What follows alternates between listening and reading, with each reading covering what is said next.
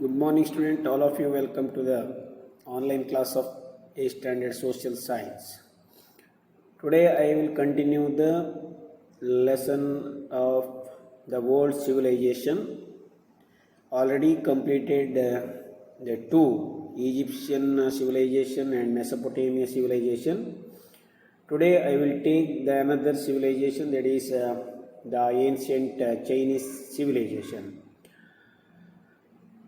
All of you know that all the ancient civilization grow on the bank of river. The China civilization also grow on the bank of river, that is called China's sorrow. ಚೀನಾದ ನಾಗರಿಕತೆಯೂ ಸಹ ನದಿ ಬಯಲುಗಳಲ್ಲಿಯೇ ಬೆಳೆದು ಬಂತು. China ನಾಗರಿಕತೆಯು ಬೆಳೆದು ಬಂದ ನದಿಯನ್ನು ಚೀನಾದ ದುಃಖದ ನದಿ ಅಂತ ಕರೀತಾರೆ. ಅದೇ ವಾಂಗ್ ಹೋ. ಚೀನಾದಲ್ಲಿ ಮುಖ್ಯವಾಗಿ ಮೂರು ನದಿಗಳಿವೆ: ಯಾಂಗ್ಸೆ, ಸಿಕಿಯಾಂಗ್ ಆ್ಯಂಡ್ ಹಾಂಗ್ ಹೋ. ಪ್ರಾಚೀನ ನಾಗರಿಕತೆ ಬೆಳೆದು ಬಂದಂಥ ನದಿ ಬಯಲು ಹಾಂಗ್ ಹೋ. Remember all of you, this was the Wang Ho river. After the floods, this river changed its course in the unpredictable manner and inundated houses and agriculture lands. The Huanghe River is called the Taurus of China. Why? Because the time of flood, it changed the course and inundated or destroyed the houses, agriculture lands and the property of the people. So it leads to the sorrow of the people or unhappy to the people. So it is called the China's sorrow. ಇದು ನೆರೆ ಬಂದಾಗ ಚೀನಾದಲ್ಲಿ ದೊಡ್ಡ ಪ್ರಮಾಣದಲ್ಲಿ ಮನೆಗಳನ್ನು, ಕೃಷಿ ಭೂಮಿಯನ್ನು, ಜನರ ಆಸ್ತಿಯನ್ನು ನಾಶ ಮಾಡ್ತದೆ ಪ್ರತಿ ವರ್ಷ. ಅದೇ ರೀತಿ ಅದಕ್ಕೋಸ್ಕರ ಇದನ್ನು ದುಃಖದ ನದಿ ಅಂತ ಕರೀತಾರೆ. ಅದೇ ಬಯಲಲ್ಲಿ ಚೀನಾದ ಪ್ರಾಚೀನ ನಾಗರಿಕತೆ ಬೆಳೆದು ಬಂದಿದೆ. It would render all the canals useless. This was the reason the people of that area refer to it as the symbol of sorrow. It would render all the canals useless. ಇದರಲ್ಲಿ ನೆರೆ ಬಂದಾಗ ಉಳಿದ ಎಲ್ಲ ಈ ಕೆರೆ ಕಾಲುವೆಗಳು ಏನಾಗ್ತವೆ, useless ಆಗ್ತವೆ. So this was the reason the people of that area referred to it as the symbol of sorrow. ಈ ಒಂದು ವಿನಾಶಕ್ಕೆ ಕಾರಣವಾದ ಈ ನದಿಯನ್ನು ಸಾರೋ ಆಫ್ ಚೈನಾ ಅಂತ ಕರೀತಾರೆ. The special feature of Chinese civilisation. According to the archaeological evidence, the first ruling family of the Chinese civilization was the Shang dynasty. The political history of ancient China. China was ruled by many dynasties, among them Shang, Zhou, Qin and Manchu, like that. About Manchu dynasty you will study in 10th standard, but the ancient dynasties Shang, Zhou, Qin, like that. Archaeological evidence or proof. The first ruling family of the China, that was Shang dynasty. It ruled in the period between the 18th century BC and the 12th century BCE. ನಿಮಗೆ ಗೊತ್ತಿರಲಿ, ಕ್ರಿಸ್ತಪೂರ್ವ 18ನೇ ಶತಮಾನದಿಂದ 12ನೇ ಶತಮಾನ ಅಂದರೆ 600 ವರ್ಷಗಳ ಕಾಲ ಚೀನಾವನ್ನು ಇದು ಆಳಿತು. Under the rule of this dynasty the people had developed wonderful culture by the 14th century BCE. ಈ ರಾಜಮನೆತನದ ಅವಧಿಯಲ್ಲಿ 14ನೇ ಶತಮಾನದ ಹೊತ್ತಿಗೆ, ಕ್ರಿಸ್ತಪೂರ್ವ 14ನೇ ಶತಮಾನದ ಹೊತ್ತಿಗೆ ಚೀನಾ ಅಗಾಧ ಪ್ರಮಾಣದಲ್ಲಿ ಬೆಳವಣಿಗೆಯನ್ನು ಸಾಧಿಸಿತು. The Shang dynasty was overpowered by the neighboring Zhou dynasty. Just I told about the Zhou. The Shang was dethroned or overthrown or overpowered. ಅವರನ್ನು ಪದಚ್ಯುತಗೊಳಿಸಿದವರು ಚೌ ಡೈನಸ್ಟಿಯವರು. ಸುಮಾರು 600 ವರ್ಷಗಳ ಕಾಲ ಆಳಿದ ಈ ಸಂತತಿಯನ್ನು ಚೌ ಸಂತತಿಯವರು ಅವರನ್ನು ಅಧಿಕಾರದಿಂದ ಕೆಳಗಿಳಿಸಿ ಅವರ ಅಧಿಕಾರವನ್ನು ಇವರು ತೆಕ್ಕೊಂಡ್ರು. The Chou dynasty continued the good tradition of the Shang culture and ruled till 250 BCE. ಈಗಾಗಲೇ ನೀವು ತಿಳ್ಕೊಂಡಿದ್ದೀರಿ, 12ನೇ ಶತಮಾನದಿಂದ 250 BC, ಸುಮಾರು 2.5 ಶತಮಾನ, 12ನೇ ಶತಮಾನದಿಂದ 2.5 ಶತಮಾನ ಅಂದರೆ ಸುಮಾರು 950 ವರ್ಷಗಳ ಕಾಲ ಚೀನಾವನ್ನು ಈ ಸಂತತಿ ಆಳಿತು. In the Zhou dynasty, there was a section of officials below the king. The king allotted the portion of land to the officials. In return for that, the officials supported the king during the battle. Zhou ಡೈನಸ್ಟಿಯ ಕಾಲದಲ್ಲಿ ಆಡಳಿತದಲ್ಲಿ ಒಂದು ಸಣ್ಣ ಬದಲಾವಣೆ ಮಾಡಿಕೊಂಡ್ರು. ರಾಜನಿಗೆ ಆಡಳಿತದಲ್ಲಿ ಸಹಾಯ ಮಾಡಲಿಕ್ಕೆ ಇರುವಂಥ ಅಧಿಕಾರಿಗಳ ವರ್ಗ, ಅವ್ರದ್ದೇ ಆದ ಒಂದು ವಿಭಾಗ ಇತ್ತು. ಆ ಅಧಿಕಾರಿಗಳಿಗೆ ರಾಜ ಭೂಮಿಯನ್ನು ನೀಡ್ತಿದ್ದ. ಅದಕ್ಕೆ ಬದಲಾಗಿ ಅಧಿಕಾರಿಗಳು ಯುದ್ಧದ ಸಮಯದಲ್ಲಿ ರಾಜನಿಗೆ ಸಹಾಯ ಮಾಡುವ ಒಂದು ಕರಾರಿಗೆ ಒಪ್ಪಿದ್ದರು. In the social stratification, the communities in the next level were the merchants and the craftsmen. So this is about the social condition of the ancient China civilisation. Remember the first point, in social stratification, ಸಾಮಾಜಿಕ ಸ್ಥಿತಿ ಅಥವಾ ಸ್ತರ ವಿನ್ಯಾಸದಲ್ಲಿ communities the next level, ರಾಜ ಅಧಿಕಾರಿ ವರ್ಗಗಳ ನಂತರ ಒಂದು ಸಮುದಾಯದವರು ಇರ್ತಿದ್ರು. ಆ ಸಮುದಾಯದಲ್ಲಿ ಮರ್ಚೆಂಟ್ ಅಂದರೆ ವ್ಯಾಪಾರಿಗಳು ಮತ್ತು ಕ್ರಾಫ್ಟ್ಸ್ಮನ್ ಅಂದರೆ ಕರಕುಶಲ ಕರ್ಮಿಗಳ ವರ್ಗ ಇರ್ತಿತ್ತು. Apart from them we can find a great majority of the peasants as well. ಆ ನಂತರ ಸ್ಥಾನದಲ್ಲಿ ರೈತಾಪಿ ಜನರು ಅಥವಾ ರೈತರ ಸಮುದಾಯ ಇತ್ತು. The first kings, the officers in first stage.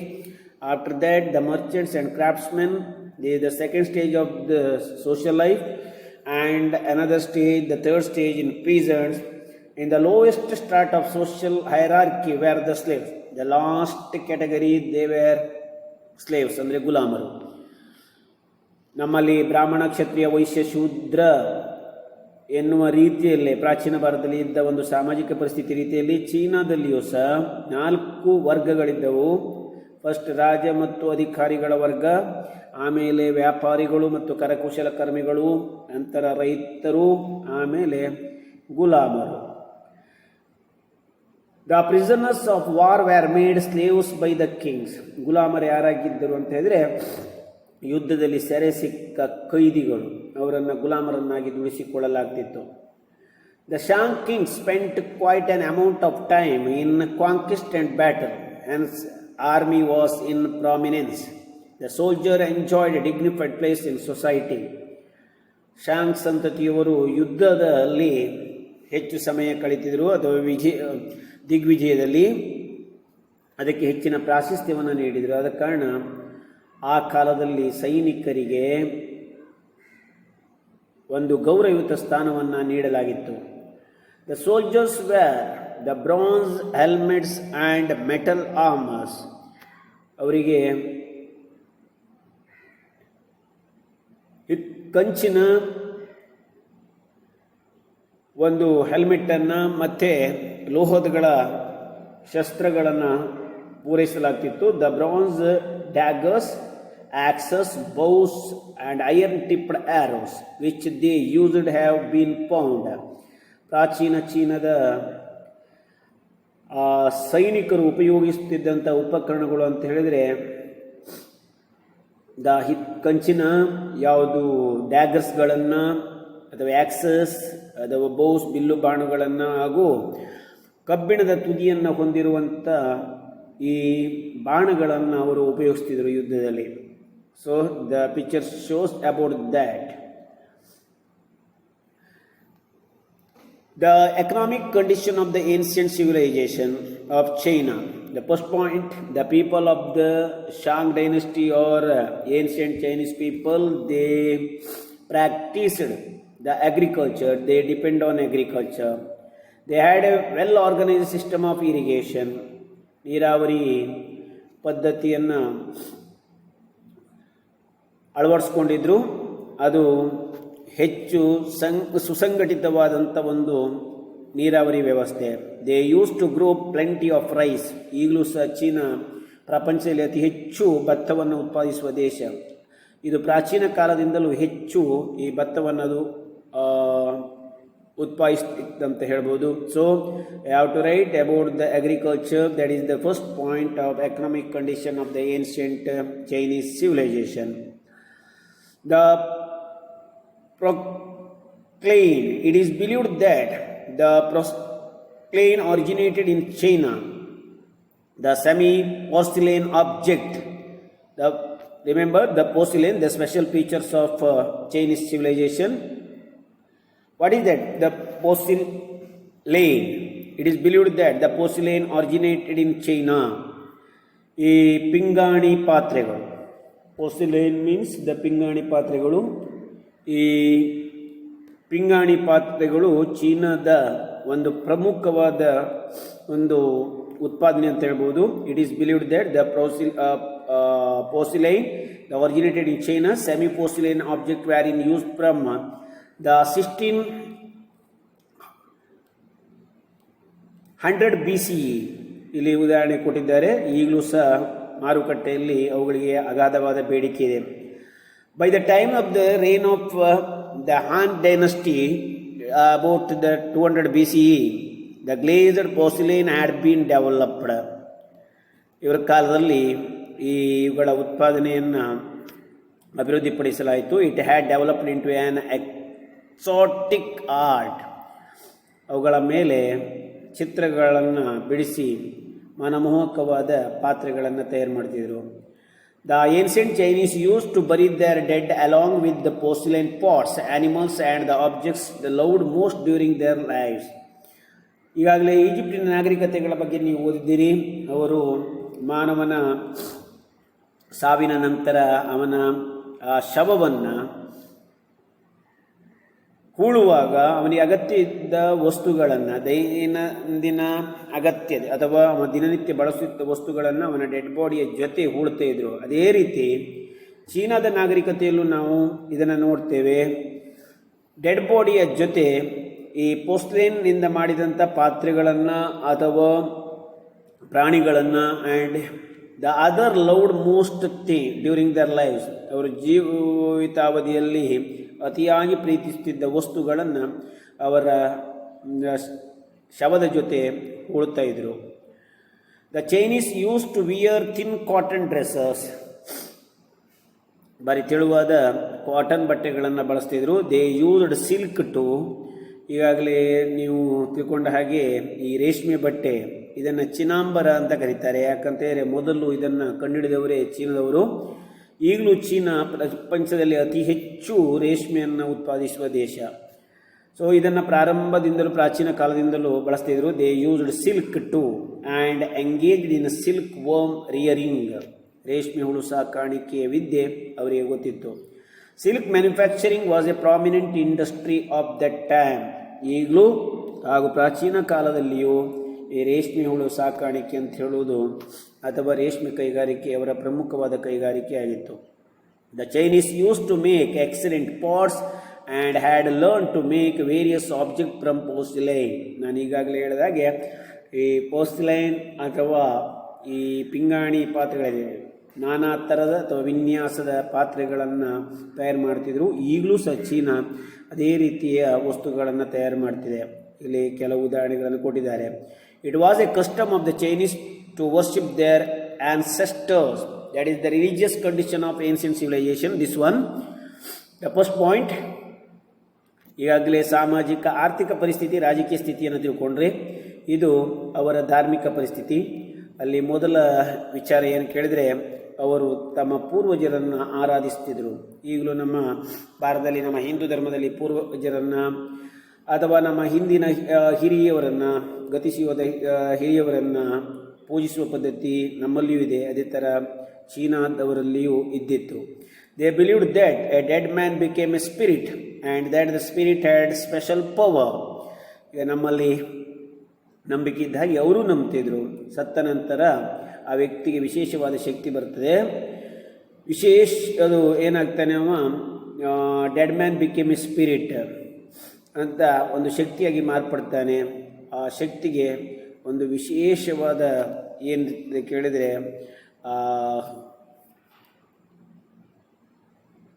ಒಂದು ವಿಶೇಷ ಲಕ್ಷಣ. ಈಗ ನಾವು ತೀರಿ ಹೋದವರನ್ನು ಪೂಜಿಸ್ತೇವೆ, ಹಾಗೆ ಅವರಿಗೂ ಸಹ ವಿಶೇಷವಾದ ಶಕ್ತಿ ಇದೆ ಅಂತ ನಾವು ನಂಬ್ತೇವೆ. ಇಲ್ಲಿಯೂ ಹಾಗೆ ಅವರನ್ನು ನಂಬ್ತಿದ್ರು. The dead body was buried along with various wooden articles, pots, bronze vessels and other objects. ನಾನು ಆಗಲೇ ಹೇಳಿದಾಗೆ ಅವರಿಗೆ ಇಷ್ಟವಾದ ವಸ್ತುಗಳನ್ನು ಆ ಡೆಡ್ ಬಾಡಿಯ ಜೊತೆ ಇಡ್ತಿದ್ರು. The tombs of kings use to be quite large. ಇಲ್ಲಿಯೂ ರಾಜನ ಸಮಾಧಿಗಳನ್ನು ಅತಿ ದೊಡ್ಡದಾಗಿ ವಿಸ್ತಾರವಾಗಿ ನಿರ್ಮಿಸಲಾಗ್ತಿತ್ತು. ಅದಕ್ಕೆ ಉದಾಹರಣೆ ನೀವು ತಿಳ್ಕೊಂಡಿದ್ದೀರಿ, ಪ್ರಾಚೀನ ಈಜಿಪ್ಟಿನ ರಾಜರುಗಳ ಶವವನ್ನು ದೊಡ್ಡ ಗೋಪುರಗಳನ್ನು ಮಾಡಿ ಅದರೊಳಗೆ ಉಳ್ತಾಯಿದ್ರು. ಅದನ್ನು ಪಿರಮಿಡ್ ಅಂತ ಕರೀತಾರೆ. ಇಲ್ಲಿಯೂ ಹಾಗೆ ಚೀನಾದಲ್ಲಿ ಇದನ್ನು ಪಿರಮಿಡ್ ಅಂತ ಕರೆಯೋದಿಲ್ಲ, ಆದರೆ ಸಮಾಧಿ ಭಾಳ ವಿಸ್ತಾರವಾಗಿರ್ತಿತ್ತು. The Chinese tradition of writing began with pictures and got form into an ideographic script. ಈಗ ನೀವು ಚೀನಾದ ಲಿಪಿಗಳನ್ನು ಇಲ್ಲಿ ಲೆಫ್ಟ್ ಸೈಡಿಗೆ ಕೊಟ್ಟಿದ್ದಾರೆ, ಮೇಲಿನಿಂದ ಕೆಳಕ್ಕೆ ಬರೀತಾರೆ ಅವರು. ಅದರಲ್ಲಿ ಕೆಲವು ಸಿಂಬಲ್ಗಳಿವೆ. ಹಾಗೆ ಇದನ್ನು ಐಡಿಯೋಗ್ರಾಫಿಕ್ ಸ್ಕ್ರಿಪ್ಟ್ ಅಂತ ಕರೀತಾರೆ. The Chinese tradition of writing began with the pictures and got transfer into an ideographic. ಈ ಚಿತ್ರಗಳ ರೀತಿಯಲ್ಲಿರುವಂಥ ಕೆಲವು ಈ ಸಿಂಬಲ್ಗಳೇ ಏನಂತ ಹೇಳಿದರೆ ಭಾವನೆಗಳನ್ನು ವ್ಯಕ್ತಪಡಿಸುವಂಥ ಒಂದು ಲಿಪಿಯಾಗಿ ಹೊರಹೊಮ್ಮಿತು. Writers use to write on silk and bamboo slate. ಇದನ್ನು ಬರಲಿಕ್ಕೆ ಅವರು ಉಪಯೋಗಿಸ್ತಿರೋದು ರೇಷ್ಮೆ ಬಟ್ಟೆ ಅಥವಾ ಈ ಬಿದಿರಿನಿಂದ ಮಾಡಿದ ಸ್ಲಿಪ್ಗಳನ್ನು, ಹಾಳೆಗಳನ್ನು ಬಳಸ್ತಾಯಿದ್ರು. The Chinese civilisation, porcelain and the Great Wall are the exceptional contribution of this culture. ಚೀನಾದ ಕ್ಷಣ ನಮ್ಮ ನೆನಪಿಗೆ ಬರುವಂಥದ್ದು ಚೀನಾದ ಮಹಾಗೋಡೆ. ಪ್ರಾಚೀನ ಪ್ರಪಂಚದ 7 ಅದ್ಭುತಗಳಲ್ಲಿ ಒಂದಾದಂಥ ಚೀನಾದ ಮಹಾಗೋಡೆ. ಇದು ಚೀನಾದವರು ಜಗತ್ತಿಗೆ ನೀಡಿದ ಅತ್ಯಂತವಾದ ದೊಡ್ಡ ಒಂದು ಕಾಂಟ್ರಿಬ್ಯೂಷನ್ ಅಂತ ಹೇಳ್ಬೋದು. ಹಾಗೆ ಅವರು ಕಂಡುಹಿಡಿದಂಥ ಈ ಪೋಸ್ಲೈನ್ ಅಥವಾ ಪಿಂಗಾಣಿ ಪಾತ್ರೆಗಳು. So these are the special contribution of the Chinese civilisation.